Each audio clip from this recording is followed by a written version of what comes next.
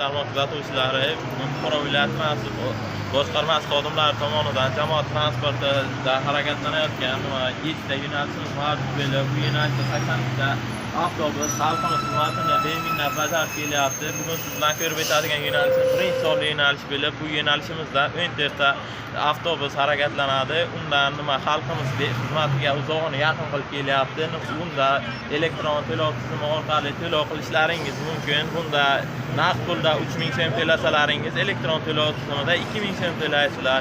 Keyin nogironligi bor shaxslarimiz uchun esa panduslar mavjud bo'lib, ularni eson-omon manziliga yetkazib qo'yishga xizmat qiladi.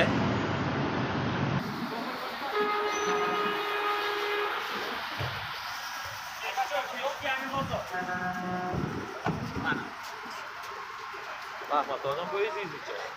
Peshku yetganingiz uchun.